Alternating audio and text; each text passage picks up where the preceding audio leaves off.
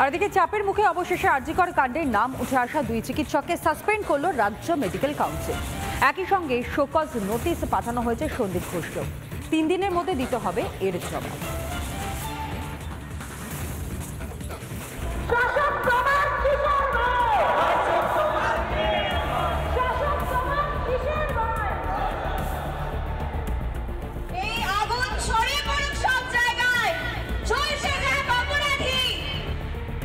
অভয়াকাণ্ডে প্রবল চাপের মুখে পড়ে অবশেষে টনক নড়ল রাজ্য মেডিকেল কাউন্সিলের।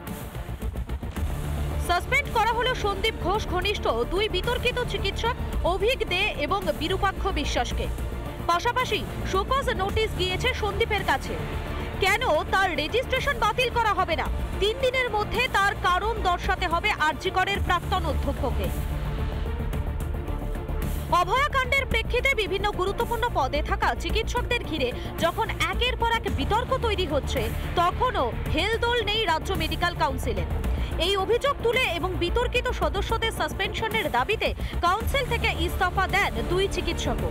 এরই সঙ্গে 5 সদস্যকে বরখাস্তের পরামর্শ দেয় ইন্ডিয়ান মেডিকেল অ্যাসোসিয়েশনও। ঘরে বাইরে প্রবল চাপের মুখে পড়ে পদক্ষেপ নিতে বাধ্য হলো রাজ্য মেডিকেল কাউন্সিল। দেখুন, এরা যে দুর্নীতির সঙ্গে যুক্ত, এরা যে মেন চক্রী, এটা বহুদিন ধরে আমরা জানতাম। আজকে চাপে পড়ে এই কাজ করেছে, কিন্তু এদের আরো বেশি পানিশমেন্ট হওয়া দরকার। কিন্তু এদেরকে যেন কোনো পদে রাখা না হয়, কারণ এরা হচ্ছে মেন মাথা।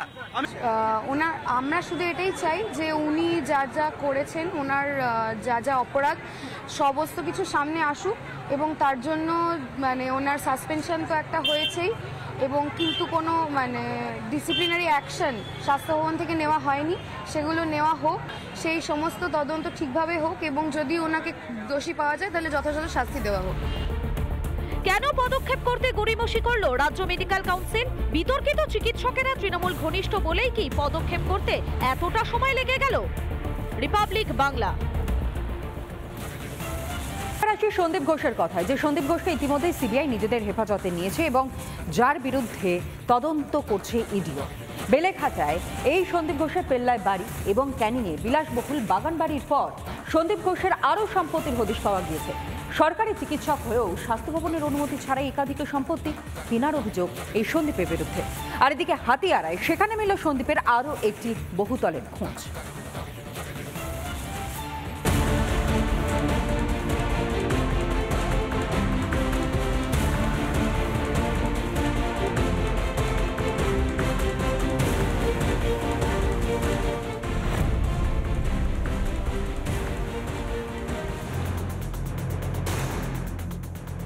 ঠিক কতটা সম্পদশালী আরজিকরের প্রাক্তন অধ্যক্ষ সন্দীপ ঘোষ? দিন যত এগোচ্ছে ঝুলি থেকে একে একে বেড়াল বেরোচ্ছে। ছড়িয়ে ছিটিয়ে থাকা সন্দীপের একের পর এক সম্পত্তির তালিকা বাড়ছে। অভিযোগ উঠছে কোনো নিয়ম কানুনের তোয়াক্কা না করেই নাকি বিপুল সম্পত্তির অধিকারী সন্দীপ ঘোষ।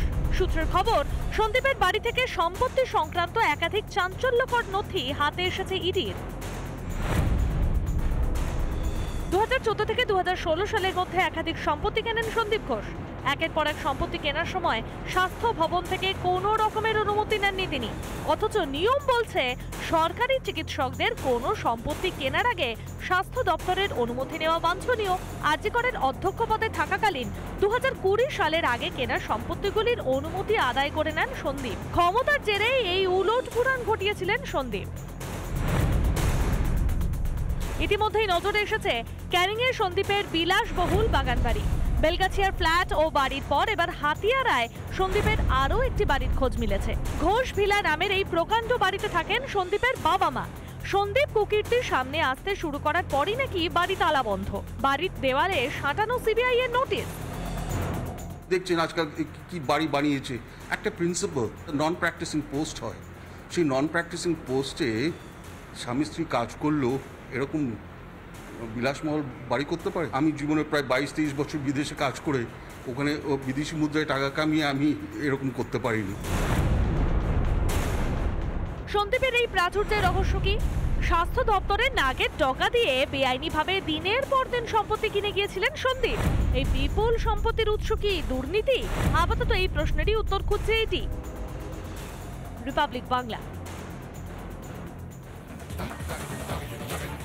আরজিকর কাণ্ডে এবার তদন্তকারীদের নজরে সন্দীপ ঘোষ ঘনিষ্ঠ চিকিৎসক সৌরভ পাল। ভরা সভায় পড়ুয়াদের দাদাগিরি দিদিগিরি করবার পরামর্শ দিয়েছিলেন এই সৌরভ এবং সন্দীপের ভূয়সী প্রশংসাও করতে দেখা গিয়েছে সৌরভকে।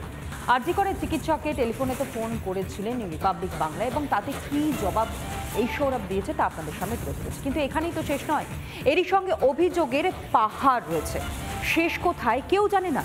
এবারে সন্দীপ ঘোষ ঘনিষ্ঠ চিকিৎসক অভিজ্ঞদের বিরুদ্ধে বর্ধমান মেডিকেল কলেজের ক্যান্টিন দখলের অভিযোগ হাসপাতালের সরকারি ক্যান্টিনের একাংশ এক ব্যক্তিকে টাকার বিনিময়ে দিয়ে দেন তিনি। অভয়াকাণ্ডের পর সব জানাজানি হতেই বেপাত্তা ক্যান্টিন মালিক, আর অন্যদিকে ক্যান্টিন কমিটিতেও মূলত জলজল করছে অভিজ্ঞদের নাম।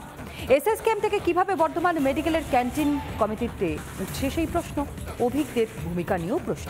দেখুন, এসএসকেএমের জুনিয়র ডাক্তার অভিজ্ঞদের বিরুদ্ধে থ্রেড সিন্ডিকেট চালানোর অভিযোগের পর এবার ক্যান্টিন দখলের অভিযোগ। রাতের অন্ধকারে বর্ধমান মেডিকেল কলেজের ক্যান্টিন তিনি দখল করেছেন বলে অভিযোগ। অভিজ্ঞদের রাত্রে এসে ওই দরজাটা দম দম করে বুটের শব্দ ভাঙছে। আমাদের কর্মচারীরা সব এখন শুয়ে আছে ভয়ে, বুঝছে দেখো এরকম মেরে দিলে কাতিদার দেখো মেরে দেবে হয়তো। আমি বলছি কী হলো রে, দেখি দুম দাম করে কোনো কথা নয়, দুমদাম করে ভাঙছে। এই ক্যান্টিনে বিক্রি হবে, তুমি এখানে কি করছো? আমি যা খুশি করতে পারবো, তুমি কথা এর মধ্যে কিছু করবে না। দেখো আমি তোমাকে কদিনের মধ্যে ওইখানটা আমি সব নিয়ে নিচ্ছি। এমন আতঙ্কিত, ওরাও ভয়ে ওদের নিজেদের পাস করতে পারবে না, এইগুলো নানা রকম ব্যাপার নিয়ে ওরাও দেখুন চুপচাপ হয়ে গেছে। এখানেই শেষ নয়, এসএসকেএমের চাকরি করেও কিভাবে এখনো তিনি বর্ধমান মেডিকেল কলেজের ক্যান্টিন কমিটিতে, তা নিয়েও সরব হয়েছে Bardhaman medical college. Bardhaman medical কলেজে ভয়ের বাতাবরণ, নৈরাজ্য সৃষ্টির যে মূল পাণ্ডা হিসেবে আমরা যাকে অভিযুক্ত করছি ডক্টর অভিজ্ঞ, তার বিরুদ্ধে যে সমস্ত অভিযোগ রয়েছে সেটা পরীক্ষায় নাম্বার দুর্নীতি হোক, অনার্স দুর্নীতি হোক, আর্থিক তছরূপ হোক, তার সাথে নবতম সংযোজন এই ক্যান্টিন দুর্নীতি। এ ব্যাপারে তৎকালীন যে কলেজ প্রশাসন ছিলেন তারা সবটা জেনেও কোনো স্টেপস নেননি। এদিকে ক্যান্টিন নিয়ে অভিযোগ আরও এক চিকিৎসক বিরূপাক্ষ বিশ্বাসের বিরুদ্ধে। বর্ধমান মেডিকেল কলেজের ক্যান্টিনে তার 23,800 টাকা বাকি। এর সঙ্গে থ্রেড সিন্ডিকেট চালানোর অভিযোগ তো রয়েইছে, আর সেই থ্রেড সিন্ডিকেটের মাধ্যমেই দখল করা হয়েছিল বর্ধমান মেডিকেলের পিজি ক্যান্টিন বলে অভিযোগ। জোর করে এসেই ওদিকে সব জিনিসপত্র আনতে বললো, ঢুকুতে বললো, উনুন বা গ্যাস এই সব আনতে বললো। ওরা সব লরি করে সব এনে মালপত্র ঢুকিয়ে নিয়ে সব এই ক্যান্টিনে লেগে পড়লো, দুটো ভাগে ভাগ করে দিল। আমাকে এক ধারে এ ধারটা ফেলে দিল, ও ধার একবারে জোরপূর্বকভাবে। চাপে পড়ে অভিজ্ঞ এবং বিরূপাক্ষ বিশ্বাসকে সাসপেন্ড করেছে স্বাস্থ্য দপ্তর। আরজিকরের প্রাক্তন অধ্যক্ষ সন্দীপ ঘোষ গ্রেফতার হতেই একে একে বেরিয়ে পড়ছে তার সাগরেদদের কুকীর্তি। অন্যদিকে জুনিয়র ডাক্তারদের অভিযোগের পরিপ্রেক্ষিতে অভিজ্ঞদের বিরুদ্ধে 9 সদস্যের তদন্ত কমিটি তৈরি করা হয়। সেই কমিটি 3 সপ্তাহের মধ্যে তদন্তের রিপোর্ট জমা দেবে। সন্তোষ দাসের রিপোর্ট, রিপাবলিক বাংলা।